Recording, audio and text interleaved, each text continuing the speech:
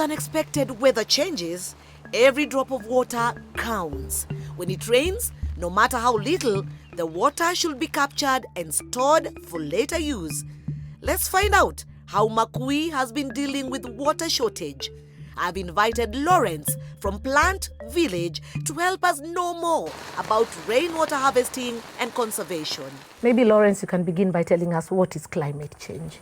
Okay, climate change is the change in weather patterns and also temperatures in the atmosphere. Sometimes it can be high or low. Yes. And how does it affect us? It affects us because it interferes with so many activities, especially farming activities. Because you'll see, as a farmer, if you're expected to plant maybe in the mid-March, you'll have to wait rains for maybe more than 1 month extra.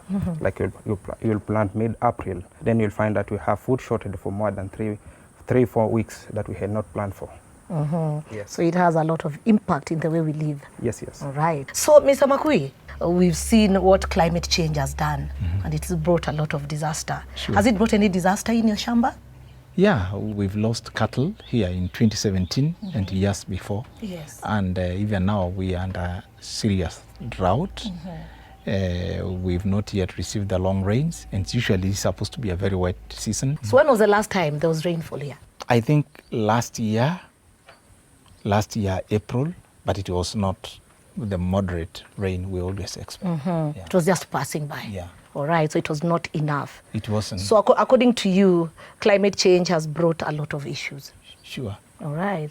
What are also some of the ways you're using to mitigate this climate change? We do hay, we cut grass and bale it and store it. We've also now improved in our supplementation during dry seasons. We now use sunflower cake. We have a pan down there. So when there is rain, we collect water and we stop using a borehole. We have a borehole that uses solar energy, and we always try the best possible not to use the borehole water as much as practical.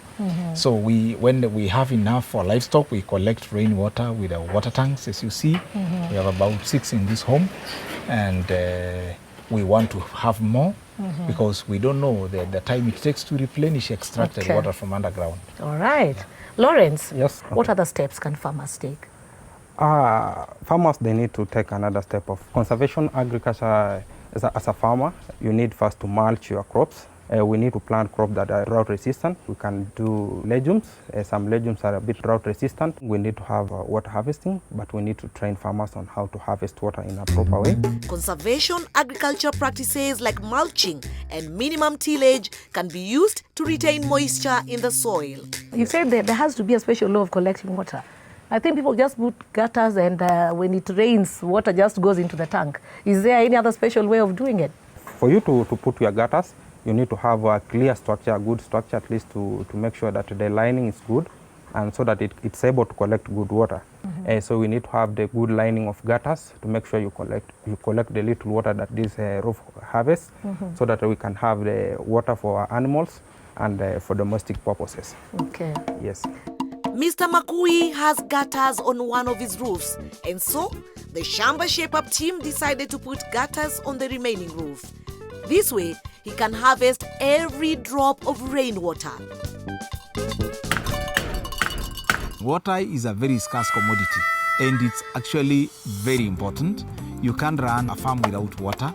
Most often, when it rains, we have a lot of runoff. If you are able to keep it within your farm longer, the better for you. But the better for your soils, the better for your everything. So, water conservation is key. Every farmer must do their best to lay infrastructure to collect rain water.